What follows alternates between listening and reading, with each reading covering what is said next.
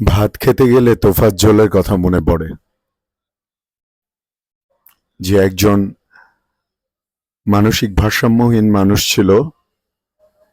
তাকে চোর সন্দেহে আমাদের ঢাকা বিশ্ববিদ্যালয়ের তথাকথিত মেধাবী সোনার টুকরা ছেলেরা তাকে পিটায় মেরে ফেলছে। মেরে ফেলা এক দফা পেটানোর পরে তাকে খাওয়াইছে, সেটা ভিডিও করছে। ভিডিও করার সময় বলতেছিল, ভাই খাবার কেমন? লোকটা বলছে, আল্লাহর রহমতে ভালো। একটা মানুষকে যখন এরকম নির্যাতন করার পরে যখন খাওয়ানো হয়, তখন সে তো এটা আশা করতেই পারে যে না, আমি আল্লাহর রহমতে খাইতেছি, আমাকে মনে হয় এরপরে ছেড়ে দিবে। ওই নরপিশাচগুলা ছাড়ে নাই, বরঞ্চ আরো নির্যাতন করে, আরো টর্চার করে, আরো জখম দিয়ে একটা জলজ্যান্ত মানুষকে মেরে ফেলছে। তর্কের খাতিরে মেনে নিতেছি আমি যে লোকটা চুরি করছে, তারপরেও কি কোনো মানুষের অধিকার আছে যে এরকম একজন মানুষকে এভাবে সবাই মিলে এভাবে পিটুনি দিয়ে জানে মেরে ফেলতে পারে? জাহাঙ্গীরনগর বিশ্ববিদ্যালয়ে শামীম নামে একজনকে এভাবে পিটায় মেরে ফেলছে। স্বাধীনতার সুবাতাস বইতে শুরু করছে।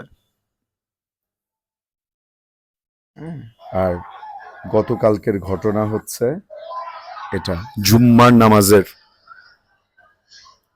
শুক্রবার জুম্মার নামাজের এতে দেখেন, ওনাদের লেবাস দেখেন, ওনাদের কর্মকাণ্ড দেখেন।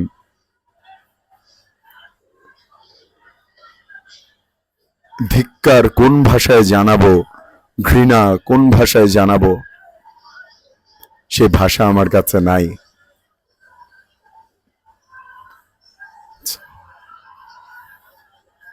এই বায়তুল মোকাররমে আব্বুকে নিয়ে ঈদের নামাজ পড়ছি, কত এই জায়গায় সেই জায়গায়।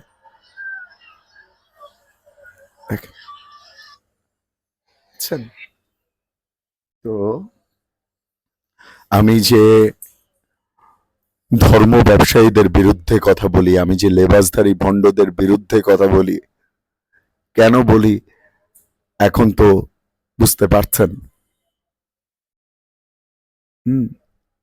যে একজন ভালো মানুষ হতে পারে না, তাকে যদি আল্লাহ মুসলিম ঘরে পাঠিয়ে থাকে, তাহলে সে কখনো একজন ভালো মুসলমানও হতে পারে না। হ্যাঁ, আমি যদি এখন বলি যে অনেক বিভিন্ন মানে ক্ষুদ্র মন মানসিকতার মানুষজন আছে যারা অন্য মানুষকে নিয়ে অনেক বিদ্রুপ করে, অনেক টিটকারি করে, শিল্পীদের নিয়ে অনেক বিদ্রুপ, অনেক টিটকারি করে, হ্যাঁ, সংস্কৃতির সাথে যারা যুক্ত তাদেরকে নিয়ে অনেক বিদ্রুপ টিটকারি করে, হ্যাঁ, অনেক ধরনের অনেক রকম কথাবার্তা বলে। তো সেই সমস্ত মানুষদের মধ্য থেকে কেউ কি গেছে মসজিদ আল্লাহর ঘরে এসব করার জন্য? কেউ গেছে? তাহলে তোদের মতন ভণ্ডদের থেকে, তোদের মতো বিশৃঙ্খলা সৃষ্টিকারীদের থেকে তারা উত্তম? অবশ্যই উত্তম। কারণ মসজিদে হচ্ছে আল্লাহর ঘর, মসজিদে মানুষ যায় আল্লাহর ইবাদত করার জন্য, আল্লাহর উদ্দেশ্যে সেজদা করার জন্য, আল্লাহর কাছে নিজের মনের দুঃখ সুখের কথা বলার জন্য। একটা পবিত্র জায়গা। একটা যে চশমখোর সীমারও যদি হয়, ওরও তো সীমারের মতো মন মানসিকতাও যদি হয়, ওরও তো বুকের মধ্যে খটকা লাগবে, ওরও তো বুকের মধ্যে কাঁপবে যে একটা মসজিদের ভিতর আমরা কিভাবে এরকম করতে পারি? হ্যাঁ, বলেন। আল্লাহর রাসূল সাল্লাল্লাহু আলাইহি ওয়াসাল্লাম বলতেছেন যে সেই একজন প্রকৃত মুসলিম, সেই একজন ভালো মুসলিম যার মুখ এবং হাতের অনিষ্ট থেকে অন্য মুসলমানরা নিরাপদ থাকে। মুখ এবং হাতের অনিষ্ট থেকে অন্য মানুষজন নিরাপদ থাকে, আমি বলতেছি।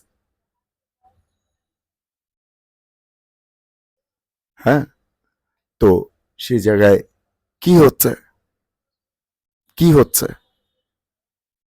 এরা সারা জীবন ভর, সারা দিন রাত কি কি সব ফতোয়া দিয়ে বেড়ায়, কি সব কথাবার্তা বলে বেড়ায়, আর এদের কর্মকাণ্ড কি? হুম। কয়দিন আগে দেখলাম আহ, এই দেশের মধ্যে মোহাম্মদ আলী জিন্না, হুম, যে উর্দুকে রাষ্ট্রভাষা করার জন্য মানে কি হয়েছে 52-তে, তার জন্মবার্ষিকী পালন করতেছে। হ্যাঁ, মানে ভাবসাব দেখলে মনে হয় যে বাংলাদেশটাকে এখন যদি পূর্ব পাকিস্তান করতে পারতো, মানে পূর্ব পাকিস্তান করতে চাইতেছে আর কি, পূর্ব পাকিস্তান করতে পারতো, তাইলে মনে হয় ওদের খুব দিলের মধ্যে শান্তি লাগতো। বাংলাদেশের নামটাই মুছে ফেলা পূর্ব পাকিস্তান রাখতে পারলে ওদের খুব শান্তি লাগতো। আর ওদের ওদের ওদের অ্যাক্টিভিটিস এরকম, ওদের কর্মকাণ্ড এরকম, যা সাধারণ মানুষজন, অন্য যে কোনো পেশার মানুষজন যে যা কল্পনাও করতে পারে না। তারপরে বিভিন্ন জায়গায় মানুষজনকে এভাবে মানে পিটায় পিটায় মেরে ফেলতেছে। এই জন্য কি আবু সাইদ রক্ত দিছে? এই জন্য মুগ্ধ রক্ত দিছে? এই জন্য এতগুলা মানুষ শহীদ হয়েছে? এইসব কর্মকাণ্ডের জন্য, এইসবের জন্য? এইসব যদি তারা দেখতে পাইতো, তারা বলতো যে না, আমরা আমাদের এরকম মূল্যবান জীবন আমরা এইটা এইভাবে বিলাবো না।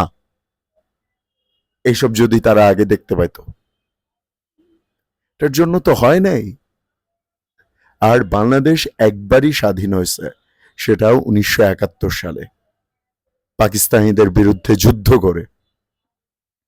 এখন আমার স্বাধীন দেশের মধ্যে কোনো চোর চুরি করছে, ডাকাতি করছে, তারে আমি বের করে দিছি, সেটার জন্য তো এইটা বলার কোনো অবকাশ নাই যে দেশ আবার স্বাধীন হয়েছে। তা আবার কোনো চোর এসে ঢুকলে আবারও চোররে বের করলাম, তা আবারও কি বলবো যে আবার দেশ স্বাধীন হয়েছে? স্বাধীন আমার দেশ একবারই হয়েছে। সো এই সমস্ত অতি আবেগী কথাবার্তা, অতিরঞ্জন করে কথাবার্তা, কর্মকাণ্ড, এগুলো বন্ধ করা উচিত, এগুলো বন্ধ করা উচিত। এবং যা হচ্ছে, গতকালকে কারেন্ট গেছে 6-7 বার।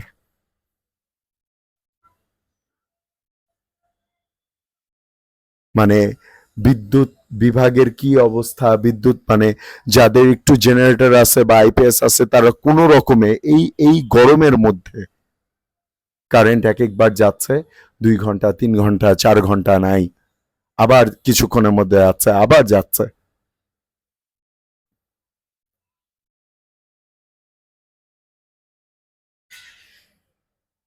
এভাবে পিটায় মানুষজন মেরে ফেলতেছে, এভাবে মসজিদে হামলা, এই এই এই এই সবের নাম স্বাধীনতা?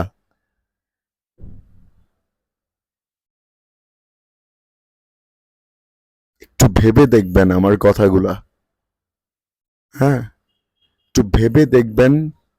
আর যে কোনো কিছু শেয়ার করার আগে, যে কোনো কিছুতে মন্তব্য করার আগে একটু নিজের বিবেক বুদ্ধি দিয়ে একটু চিন্তা ভাবনা করে দেখবেন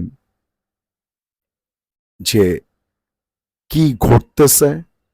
একজন মানুষ, একজন ভালো মানুষ হিসেবে, হ্যাঁ, একজন বিবেক বুদ্ধি সম্পন্ন মানুষ হিসেবে আপনার কোন বিষয়গুলোকে আপনার সাপোর্ট করা উচিত, কোন বিষয়গুলোকে আপনার বলা উচিত যে না, এটা অন্যায় হচ্ছে, এটা অবিচার হচ্ছে, এর শাস্তি হওয়া প্রয়োজন।